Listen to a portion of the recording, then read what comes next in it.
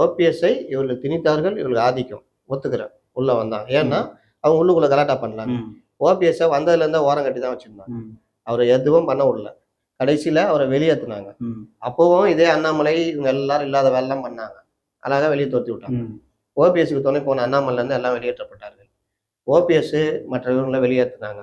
பல முறை இவங்க பேச்சுவார்த்தையிலையும் உள்ள சேர்க்க முடியாதுட்டாங்க. இந்த தடவை கூட்டணி பேச்சுவார்த்தையிலையும் இவர்களை சேர்க்க முடியாது. நீங்க நான் ஏடிஎம்கேக்குள்ள நான் சேர்க்க முடியாது என்னுடைய முடிவுனா அதை அமித்ஷா ஏத்துக்கிறாருன்னா அதுதான் கட்ஸு. அதற்கு அடுத்து சூழ்நிலை காரணமாக அதிமுகவை ஒரு பலமா எல்லாரும் பிரிந்தவர்கள் கூடிவிட்டார்கள் அப்படின்னு காமிக்கிறதுக்கு தயவு செய்து கூட்டணிக்குள்ள நீங்க இது பண்ணா அது நீங்க மெயின்டைன் இன்னும் அது முடிவு ஆகல. ஒருவேளை நீங்க சொல்றபடி சொல்றேன். அப்படி ஆயிடுச்சுன்னா நீங்க வச்சுக்க மெயின்டைன் பண்ணிக்கப்பா. கட்சிக்குள்ளலாம் வரக்கூடாது. அங்கேயே நிக்கணும். மேடையில நாங்க இருந்தா கீழே இருக்கணும். எங்க கூட மேடையில வரக்கூடாது. இப்படிதான் போகும். இதுதான் கட்ஸு. புரியுதா? ஏதாவது வேற ஏதாவது சொல்லுங்க.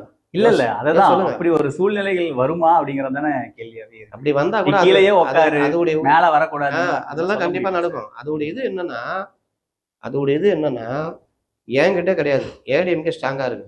இன்னை வரைக்கும் எடப்பாடி பேச்சு. நேத்து கூட டிடிவி தினகரன் மோடி துணையோட அதிமுக ஆட்சி அமைக்கதான் போறேன்னு பேசுறாரு மேடையில. ஏங்க வேற என்னங்க இவ்வளவு நாளா பேசியிருந்த தினகரன் திமுக வீழ்த்தப்பட வேண்டும், அதற்காக நான் ஒன்று சொல்ல வேண்டும் சொல்றாரு. மோடி துணையோடன்னா அப்படி சொல்லிக்கிறாங்க. அதுல என்னங்க இருக்குது?